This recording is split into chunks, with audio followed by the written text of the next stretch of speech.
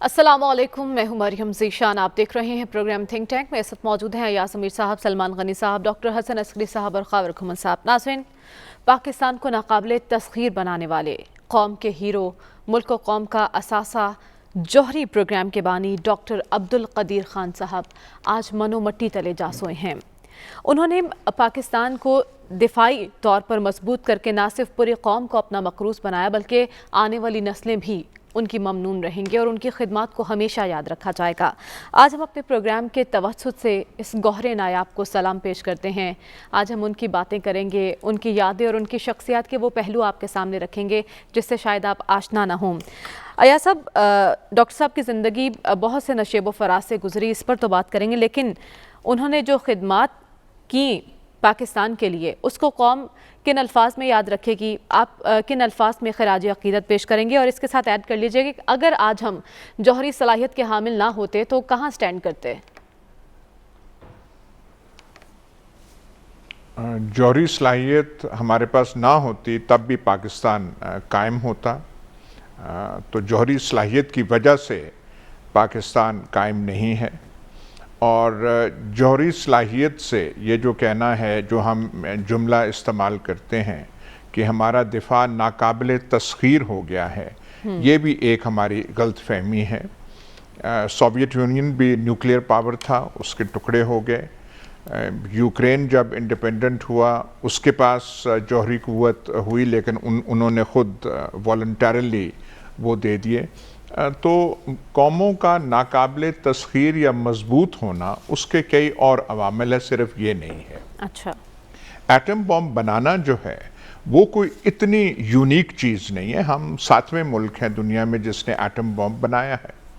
ہمارے لیے وہ ایک زیادہ اعزاز یا یونیکنس حاصل کر لیتا ہے کہ ایک ایسے ملک کے لیے جو بہت سارے شعبوں میں ہم کچھ زیادہ کامیابی دکھا نہیں سکے، جو ہم کسی پہ جن چیزوں پہ ہم فخر کر سکتے ہیں ان کی فہرست جو ہے اتنی طویل نہیں ہے۔ اچھا، تو ہمارے لیے دوسرے ممالک کے مقابلے میں یہ ایک زیادہ فخر اور افتخار کا باعث بنتا ہے اور بنا تھا، اور خاص طور پہ اس لیے کہ ہمارے جیسے کئی ممالک نے ایٹمی قوت یا جوہری قوت جو ہے حاصل کرنے کی کوشش کی اور اس میں وہ ناکام رہے۔ صدام حسین نے کوشش کی، انہوں نے ری ایکٹر بھی بنائے، کچھ مرحلے تک ان کا ایٹمی پروگرام، جوہری ایٹمی پروگرام رہا، لیکن اسرائیل نے خاص طور پہ ایک اوزریک جو ان کا نیوکلیئر ری ایکٹر تھا اس پہ حملہ کر کے اسے تباہ کر دیا۔ ہمارے سامنے ایران ہے جس نے کوشش کی، ہم سے زیادہ پیسے ہیں ان کے پاس، سائنسدانوں کی کمی نہیں ہے، شاید ان کے پاس بہت اعلیٰ سائنسدان ہیں، لیکن وہ بھی حاصل نہیں کر سکا، ایران نہیں حاصل کر سکا۔ لیبیا نے کوشش کی تھی، پیسے بھی خرچ کیے، بس پھر انہوں نے سب کچھ چھوڑ دیا۔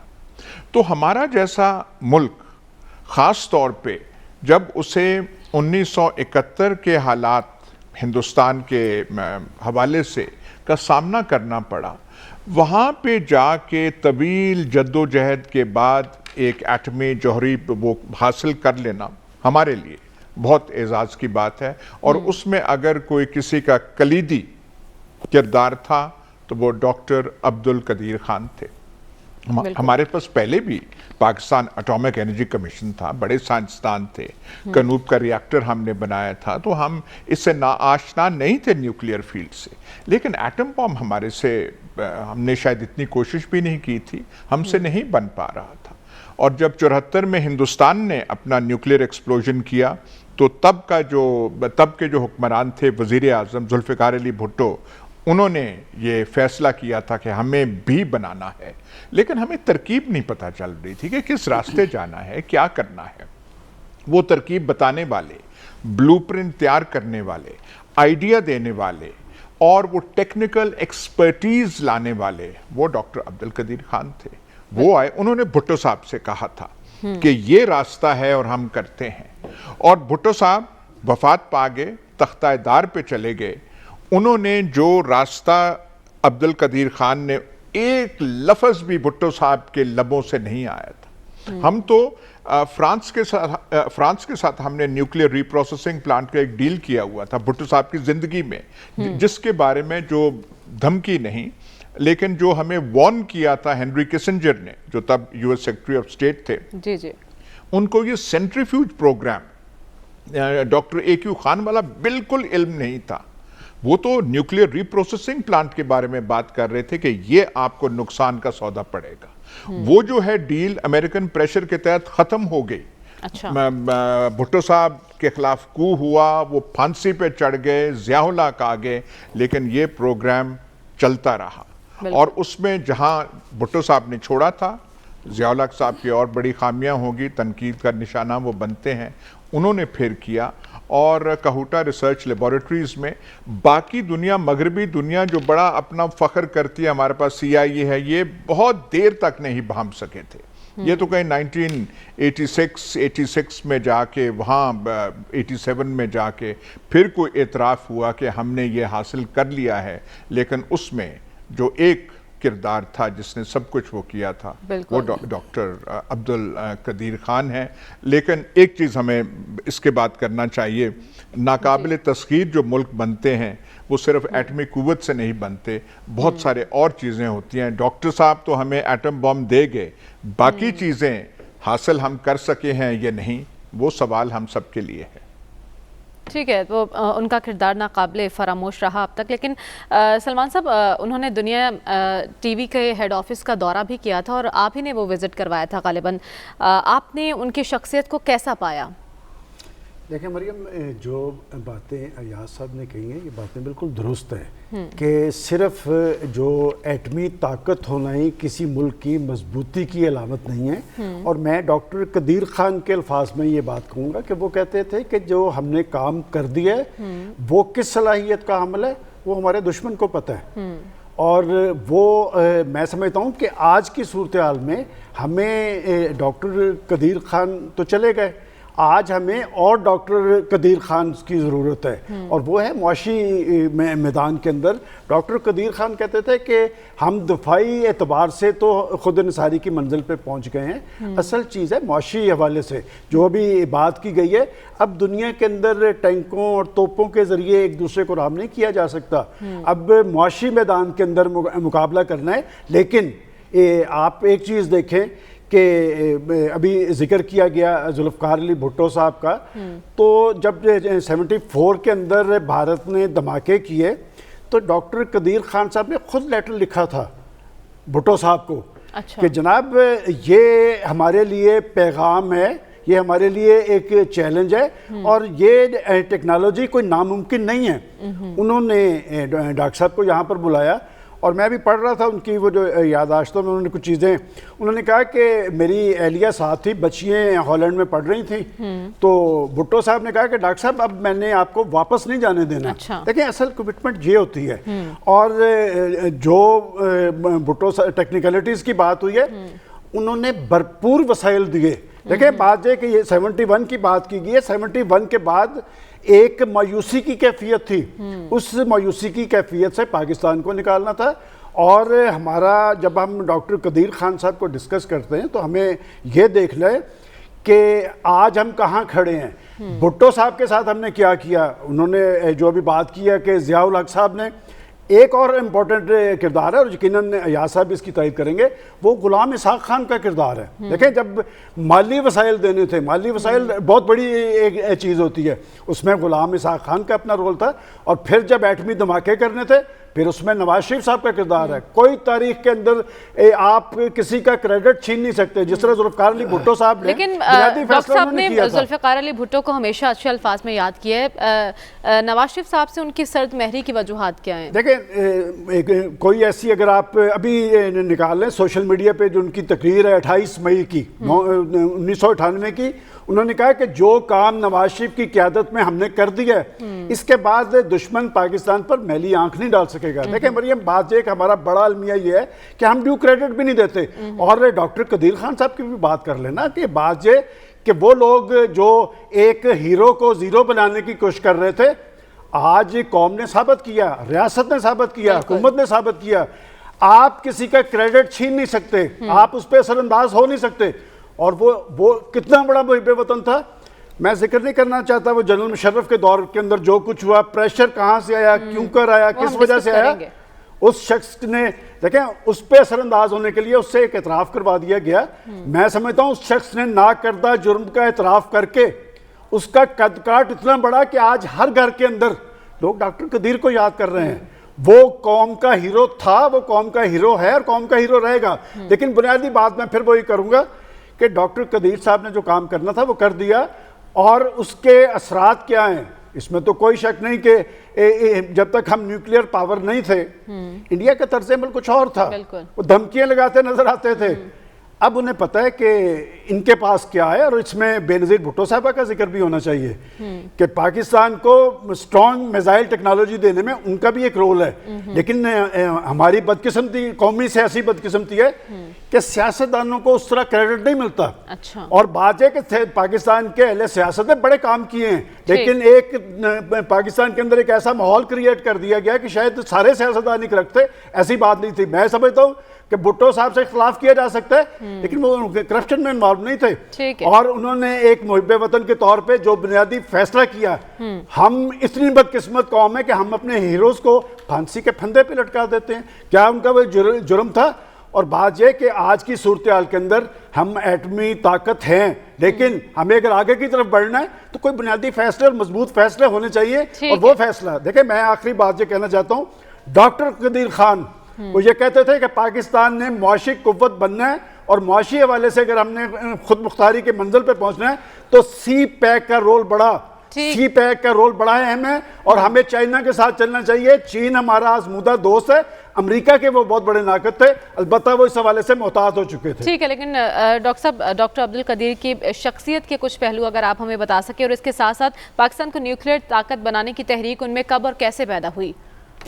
دیکھیں, جو نیوکلیئر ویپن کیپیبلٹی ہے اس کے دو ہی چینلز ہیں. ایک تو ری پروسیسنگ کے ذریعے ہوتی ہے, ایک یورینیم انریچمنٹ کے ذریعے ہوتی ہے. تو پاکستان نے پہلے کوشش کی تھی 1974 کے بعد فرانس سے ایگریمنٹ سائن ہوا تھا نیوکلیئر ری پروسیسنگ پلانٹ کا, اور امریکہ نے جب یہ سائن ہوا ہے اس وقت تو اعتراض نہیں کیا, اس وقت تو ایگری کر گیا, لیکن بعد میں انہوں نے پاکستان کو پرسویٹ کیا کہ چھوڑو اس کو مت لو. پاکستان نہیں مانا تو فرانس سے انہوں نے کینسل کروا دیا وہ پروجیکٹ. وہ خیر اس کا لمبا قصہ ہے. ہوا یہ ہے کہ انہی دنوں ڈاکٹر قدیر نے کانٹیکٹ کر کے بھٹو صاحب کو یہ کہا کہ ہم دوسرا راستہ جو یورینیم انریچمنٹ کا ہے اس کے ذریعے بھی اس مقصد کو حاصل کر سکتے ہیں. تو انہوں نے, ان کا جو کنٹریبیوشن ہے پاکستان میں, وہ کنٹریبیوشن ہے یورینیم جو نیچرل فارم میں ہوتا ہے, جو پاکستان میں بھی ملتا ہے تھوڑا سا, یورینیم اس کو انرچ کر کے 93% سے اوپر لے جانا پڑتا ہے نیوکلیئر ویپن فیول بنانے کے لیے. تو وہ ہے انرچمنٹ کا پروسیس, اس کے لیے سینٹریفیوگ سسٹم استعمال کیا جاتا ہے. تو یہ ٹیکنالوجی سے ڈاکٹر قدیر صاحب واقف تھے, کیونکہ ہالینڈ میں اس سے انفارمیشن ان کو یہ ساری کچھ تھی. تو انہوں نے جو کیا کہ یہ ساری انفارمیشن کے ساتھ سب سے بڑا کمال یہ تھا کہ جو سینٹریفیوگ سسٹم کے لیے جو ضروریات تھیں ان کو ایسے وقت میں حاصل کرنا جبکہ ساری دنیا واچ کر رہی تھی, خاموشی سے محتاط انداز میں انہوں نے یہ فیسلٹی یہاں کریٹ کی اور یورینیم کو انرچ کرنے کا پروسیس بنایا جس میں واقعی کامیابی ہوئی. بہت سے ممالک 93% تک نہیں پہنچتے. ایران نے اب تک جو میکسیمم انرچمنٹ کی ہے وہ 20% ہے, جو پہلے انہوں نے یعنی 2015 سے پہلے جو کی تھی وہ 20% ہے. اس وقت ان کی انرچمنٹ 20% سے نیچے ہے. انہوں نے 93% کی, اور اس پاتھ سے ہم نے پہلا نیوکلیئر ایکسپلوژن کیا ہے 98 کے اندر, مئی 98 کے اندر. تو ان کا کنٹریبیوشن ہے کہ انرچمنٹ پروسیس سے نیوکلیئر فیول دیا, اور پھر اس کو پھر جو ہمارے سائنٹسٹ ہیں انہوں نے ایک ویپن کریٹ کیا جس کو کہ بعد میں ٹرائی کیا. تو ایک لحاظ سے ان کا کنٹریبیوشن ہے کہ یہ ٹیکنالوجی انہوں نے حاصل کی, یہ فیسلٹی پاکستان کو دی. اس کے علاوہ اور بہت کچھ لوگ ہیں جن کا بھی تذکرہ ہوا ہے, انہوں نے اس پروجیکٹ کو عام گورنمنٹ کے پروجیکٹ کی طرح ٹریٹ نہیں کیا, کیونکہ اگر ہمارے ہاں عام گورنمنٹ کا پروجیکٹ اگر بنا دینا تو جو کام ہو رہا ہوتا ہے وہ نہیں ہوتا. وہ خصوصاً بھٹو صاحب نے, اس کے بعد ضیاء الحق نے اس کو ایک مخصوص سیپریٹ جو ایڈمنسٹریٹو چکر ہوتے ہیں ہمارے، ان سے نکال کے اس کو ایکسکلوسیو پروجیکٹ کے طور پر رکھا اور اسی لیے اس میں کامیاب ہوئے. تو یہ ایک بہت بڑی کامیابی تھی پاکستان کی کہ ادروائز پاکستان کے پاس ٹیکنالوجی اتنی نہیں تھی، لیکن یہاں انہوں نے ٹیکنالوجی حاصل کر کے پاکستان کی سیکیورٹی کو اس سے اسٹرینتھن کیا. کیونکہ پاکستان کا جو نیوکلیر ویپن تھا وہ انڈیا کے حوالے سے ہے. پاکستان کا نیوکلیر ویپن کے خلاف جو پروپیگنڈا اسرائیل نے کیا یا امریکہ نے کیا، کیونکہ پاکستان پہ پہلی سینکشن لگی ہیں اپریل 1979 میں نیوکلیر کی، وہ سینکشن چلتی رہی ہیں 1981 تک.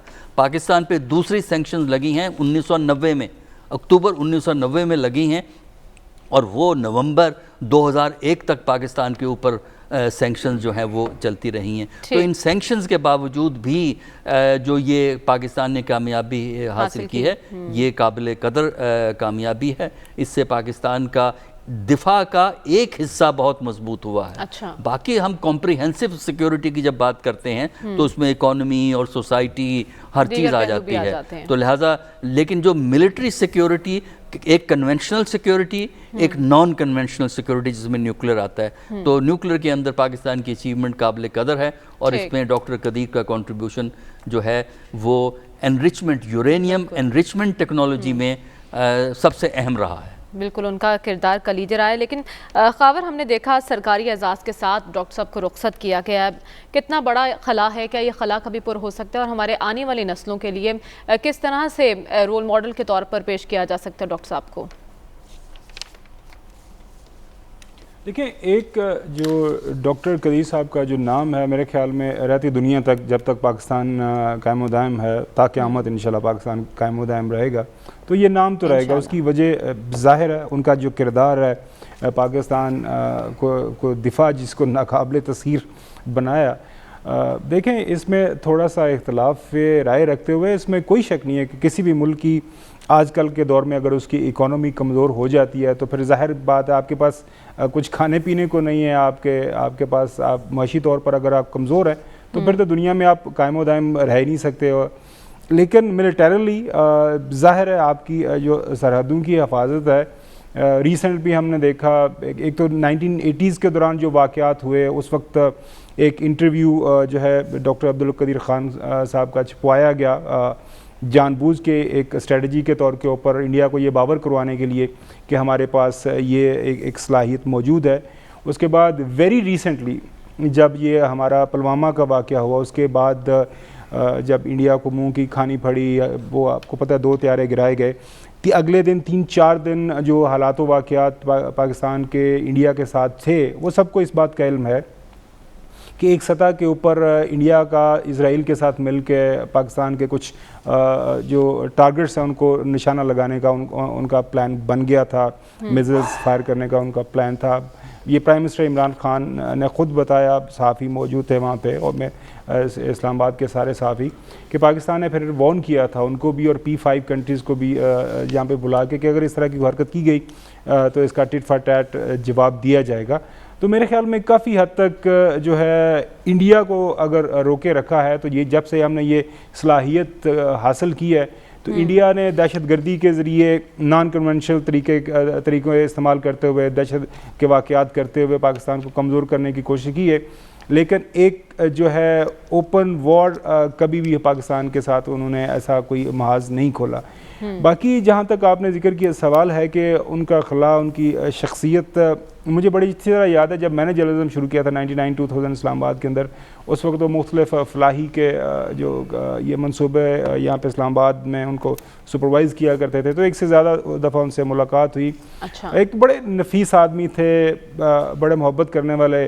ان کے ساتھ جب بھی آپ کبھی بیٹھتے تھے، بات کرتے تھے، تو کبھی انہوں نے ان سے آپ کو غصے میں نہیں ان کو کبھی آپ نے دیکھا، کم از کم میری جتنی ملاقاتیں ہوئیں.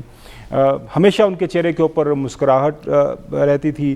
خاص طور پر نوجوانوں کو جب بھی ملتے تھے، کسی یونیورسٹی میں جاتے تھے، کئی ایونٹس بھی کور کرنے کا موقع ملا، ایک ہی بات پہ وہ زور دیا کرتے تھے، وہی بات کہ جی آپ تعلیم حاصل کریں, محنت کریں, پاکستان کو آگے لے کے جانا ہے. اچھا خبر, جیسا کہ آپ نے بتایا آپ کی ان کے ساتھ ملاقات رہی ہے, تو میں یہ جاننا چاہتی ہوں کہ ان کی خدمات صرف جوہری لحاظ تک محدود رہی یا سماجی, فلاحی اور سیاسی اعتبار سے بھی وہ خدمات کرنے کا جذبہ رکھتے تھے؟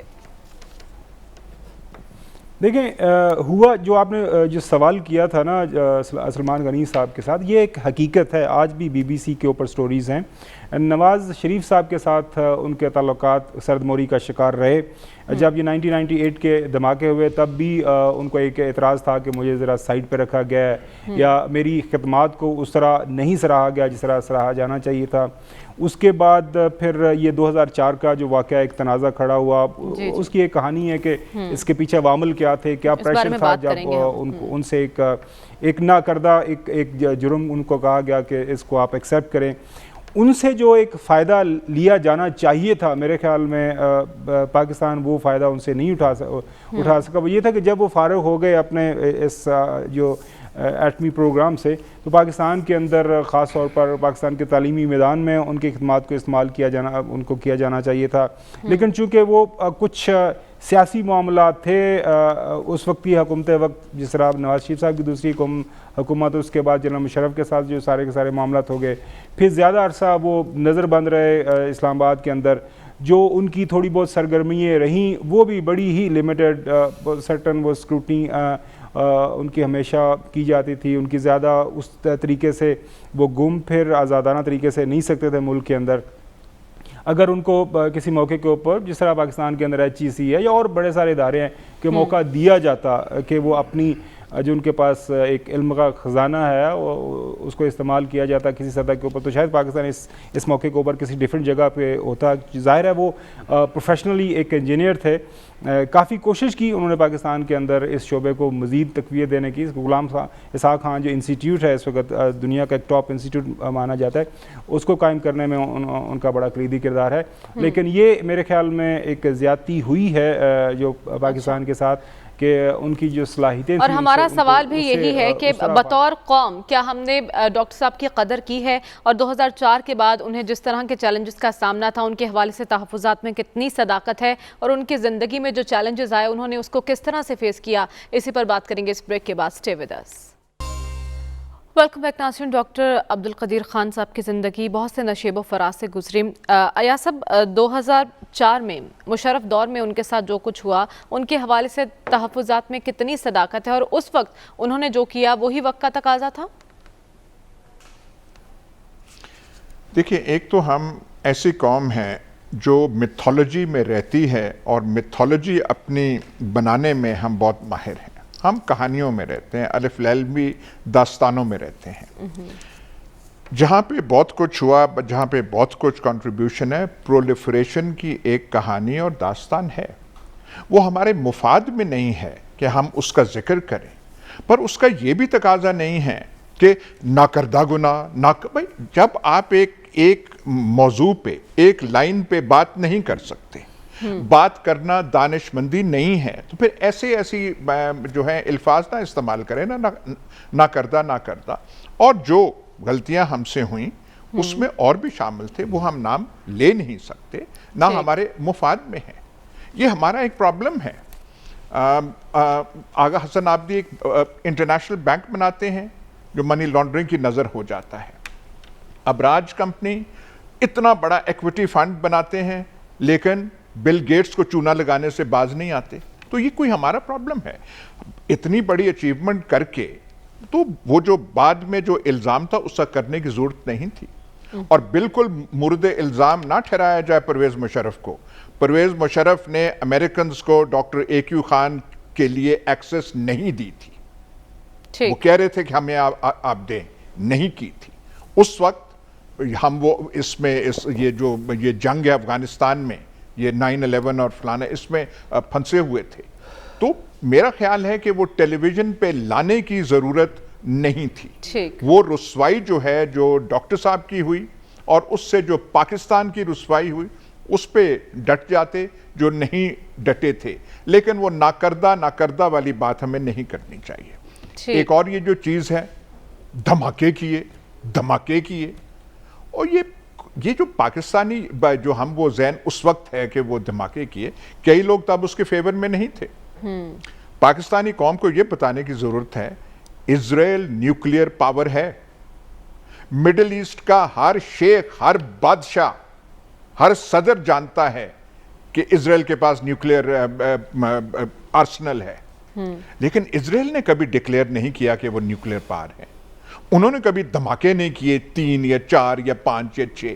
سب کو پتا ہے کہ وہ ہے. وہاں پہ اس وقت ہمارے پاس نیوکلیئر ٹیکنالوجی تھی، ہمارے پاس ایٹم بامز تھے. انڈیا کو پتا تھا، یو ایس اے کو پتا تھا. اگر ہم تھوڑا سا تحمل کر دیتے اس وقت، یہ جو بات ہے انڈیا دھمکیاں دے رہا تھا، وہ ہم اتنی کمزور قوم ہیں. اس وقت اڈوانی، ایل کے اڈوانی کے 1-2 بیان تھے. ہم اتنی بزدل اور کمزور قوم ہے کہ ایل کے اڈوانی کے 1-2 بیان ہم نہیں سہ سکتے کہ دیکھیے ان کا لب و لہجہ کیا تھا.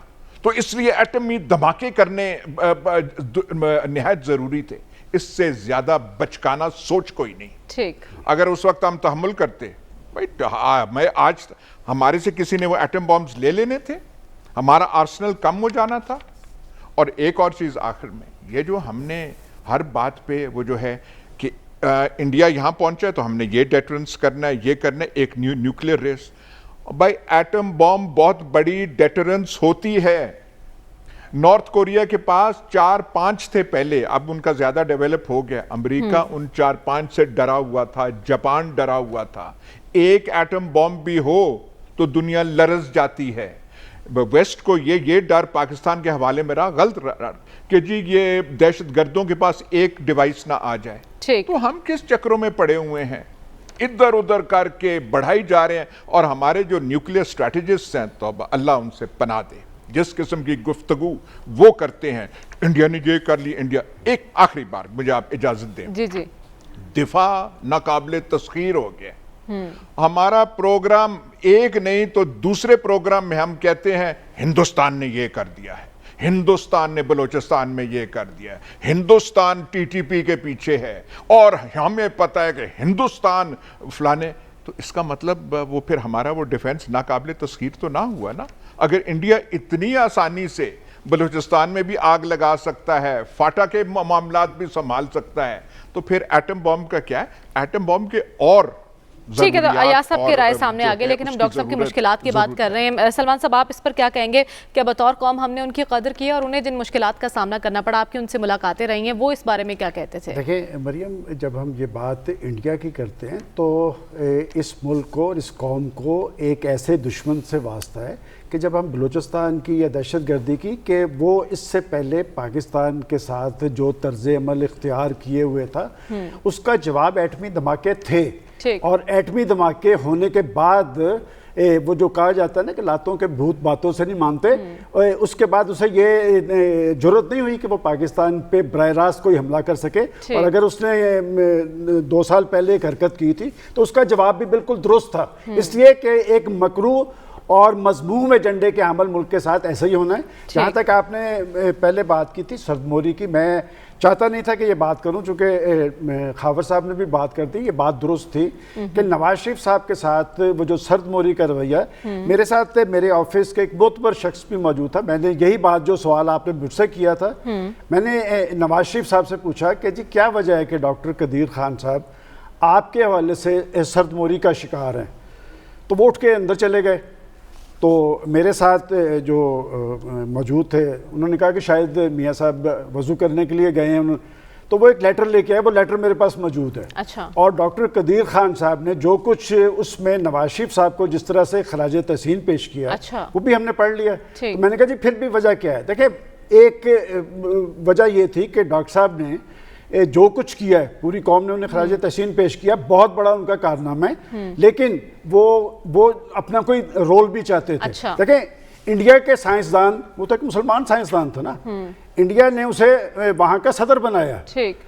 ڈاکٹر صاحب نے بہت کچھ کرنے کا جذبہ تھا. ڈاکٹر صاحب نے، آپ نے جیسے کہا کہ سباجی محاذ پہ انہوں نے ایک ہاسپٹل بنایا ہے. اس کے بعد وہ نئی نسل کی تربیت بھی چاہتے تھے، وہ کالم بھی لکھتے رہے.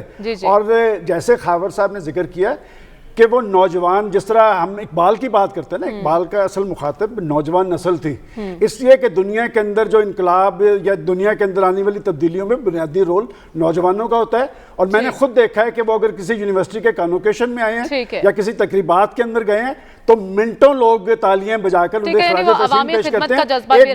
ایک بات میں ضرور آخری کہوں گا کہ میں سمجھتا ہوں کہ ان کو خراج تحسین پیش کرنے کا بہترین ذریعہ ہے کہ ہم سب ان کی بے توقیری کا اعتراف کریں. ٹھیک ہے، لیکن ڈاکٹر صاحب ہمارے پاس وقت کم ہے. 2004 کی مشکلات کے کچھ عوامل جن پر آپ روشنی ڈالنا چاہیں. دیکھیے 2004 کے جو مشکلات ہیں وہ 2002 سے شروع ہوئی تھی، اور یہ بہت سے معاملات ہیں جس کی ہم تفصیل سے یہاں بات نہیں کرتے، ان پہ الزامات تھے. اچھا، اب ہم تو مانتے نہیں ہیں کہ کوئی بھی صحیح تھا، لیکن جہاں مشرف نے، پریزیڈنٹ مشرف نے ان کو سائیڈ لائن کیا تھا یہ انٹرنیشنل پریشر کی وجہ سے، 3 ملکوں کے حوالے سے پاکستان پہ اعتراضات تھے.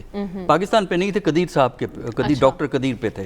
پاکستان اسٹیٹ انوالو نہیں تھی، یہ بڑا کلیئر تھا، اسٹیٹ انوالو نہیں تھی، ڈاکٹر قدیر صاحب پہ الزامات تھے. اچھا، تو جنرل مشرف نے ان کو سائیڈ لائن تو کیا، لیکن جو جنرل مشرف نے جو ابھی بات کہی گئی ہے بالکل صحیح ہے کہ انہوں نے امریکہ کو ایکسیس نہیں دی ڈاکٹر قدیر خان کے لیے. انہوں نے کہا بالکل نہیں، آپ ڈاکٹر قدیر صاحب سے گفتگو نہیں کر سکتے، اور ان کی سیکیورٹی کو اسی لیے بڑھایا گیا تھا کہ ان کو خطرہ یہ تھا کہ کسی اور ملک کی سیکیورٹی ان کو نقصان نہ پہنچائے. اور یہی ایک شکایت کی وجہ بھی بنی تھی، کیونکہ جب آپ سیکیورٹی سخت کر دیتے ہیں، وہ چاہتے یہ تھے کہ وہ آزادی سے گھومے پھریں. ڈاکٹر دیکھیں 2001 میں ان کی ریٹائرمنٹ ہوتی ہے، 2004 میں بالکل فارغ ہو جاتے ہیں، تو وہ چاہتے یہ تھے کہ وہ آزادی سے گھومیں اور وہ جائیں یونیورسٹیز میں جائیں، ادھر جائیں ادھر، لیکن وہ ممکن نہیں تھا. وہ اس لیے ممکن نہیں تھا کہ اگر وہ ایسا خطرہ تھا غیر ملکی ایجنسیز کا، اس کی وجہ سے یہ تھوڑی سی تلخی ہمیں ان کے ہاں نظر آتی ہے کہ ان کو کنفائن کر دیا گیا، معاملہ کورٹ میں بھی گیا تھا. ایشوز تھے، اس وجہ سے ایسا نہیں کیا گیا. خاور آپ کیا کہیں گے، چیلنجز کو کس طرح سے انہوں نے فیس کیا؟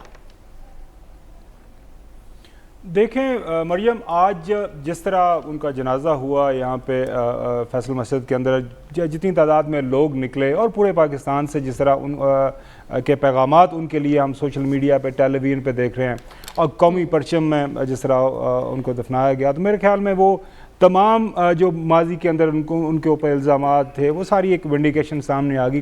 اس سے بڑی کسی بھی جو پاکستانی کے لیے کیا عزت ہو سکتی ہے کہ آپ کو ایک اسٹیٹ فینرل ملا ہے. بالکل 2 چیزیں میں ضرور عرض کرنا چاہوں گا. ریسنٹلی انڈیا نے صرف ہمارے 2-3 درخت جو گرائے تھے، تو ہم نے کیوں جو حملہ دوبارہ مڑ کے کیا، تو اس کے پیچھے وجہ ہوتی ہے کہ آپ کو کسی سطح کے اوپر کسی بھی ملک کے اندر آپ نے جو ایک پیغام رسانی جو ہے نا کرنی ہوتی ہے، کیونکہ اگر آپ اس طرح ایک پیغام رسانی نہیں کرتے تو پھر دنیا کو بھی آپ کچھ نہیں پتا ہوتا، تو آپ کی عوام تو پھر بظاہر اللہ ماشاء اللہ آپ کو پتہ ہی ہے جو حالات و واقعات ہو جاتے ہیں. تو وہ ایک عمل میرے خیال میں کسی سطح کے اوپر آپ کو کرنا ضروری ہو جاتا ہے. جہاں تک اسرائیل کا تعلق ہوا، ابھی حال ہی کے اندر جب اسرائیل کا اور لبنان سارے کا آپس میں جو آمنا سامنا ہوا تھا، تو فوراً سے پہلے جو ہے نا امریکہ سے جہاز بھر کے ان کے پاس تمام قسم کے ویپنز پہنچ گئے تھے. اسرائیل کی حفاظت کی ذمہ داری امریکہ کی ہے، لہٰذا اسرائیل کے پاس بام ہوں یا نہ ہوں اس سے کوئی فرق نہیں پڑتا.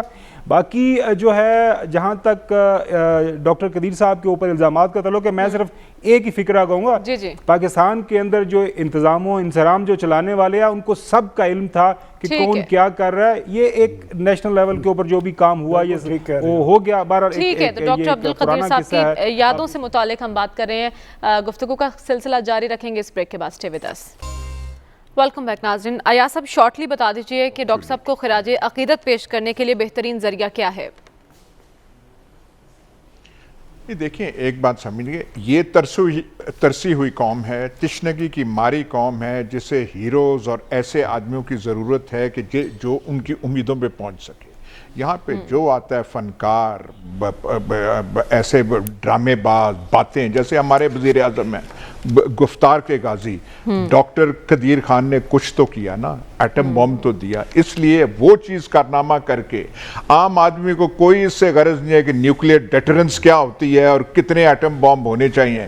اس آدمی نے ایک چیز کر کے دکھائی، اور عوام جو ہمارے پاکستانی قوم کے दिलों को उसने जीत लिया।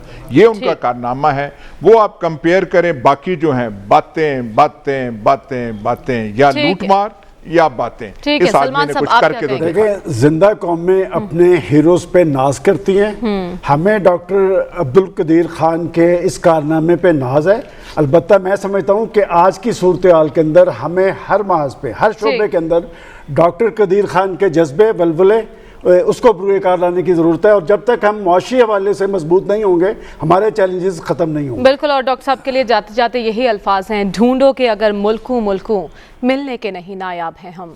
आपसे इंशाल्लाह मुलाकात होगी अगले हफ्ते। अल्लाह हाफ़िज़।